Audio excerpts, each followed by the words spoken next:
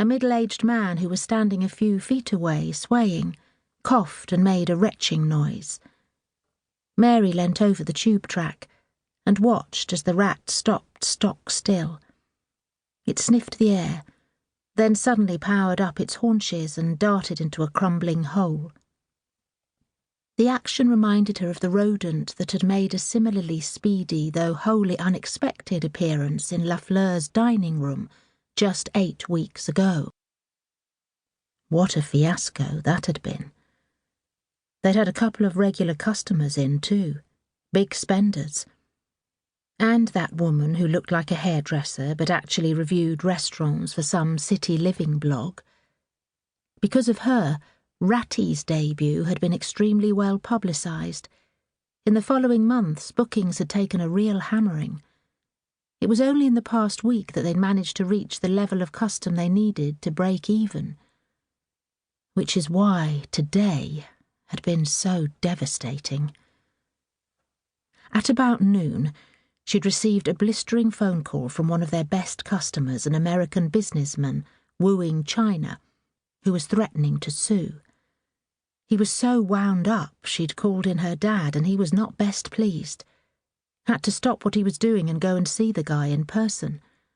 But there was nothing else for it. These were exceptional circumstances. Last night the customer had spent an absolute fortune on Fleur, ordering up the finest wines, arranging for Seth, the chef, to create a particular Chinese starter that he believed would impress the delegation and seal his big deal.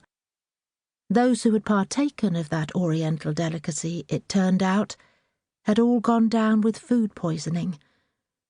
Mary seriously felt sick herself when she got off the end of that phone call.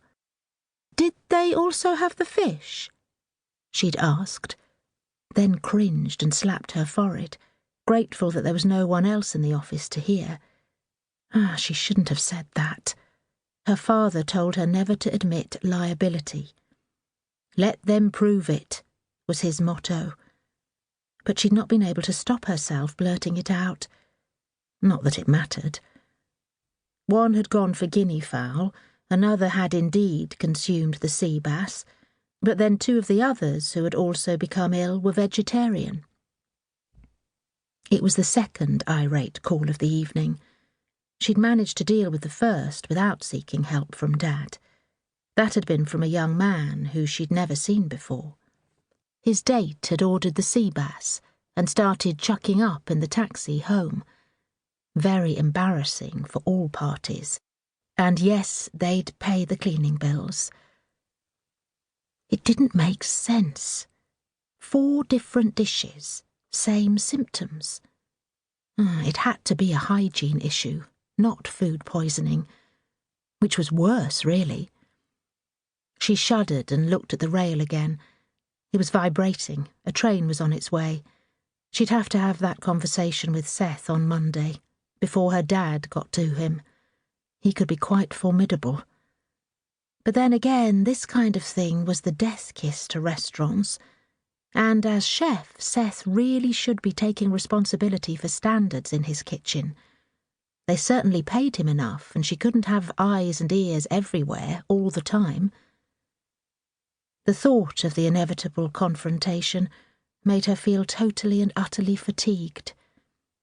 Like most good chefs, Seth was talented, imaginative, and a total prima donna. There would be tantrums and swear words, denials and counter-accusations. Plates might even be broken, but it would have to be done. She was just relieved that she hadn't had to face him tonight. She'd been slightly cowardly and left a note on his workstation, telling him they needed to speak when the restaurant reopened Monday morning. That meant, she thought, as the train trundled out of the tunnel and along the platform, she had 34 whole hours to spend with Tom. She didn't want to be thinking about Seth now. She wanted to be thinking about Tom, and how his face was going to light up when she showed him the beautiful cashmere jumper she had bought to celebrate their 12-week anniversary. He'd tell her she shouldn't have, but she'd tell him he deserved it, and that she'd taken note when he'd muttered about being cold in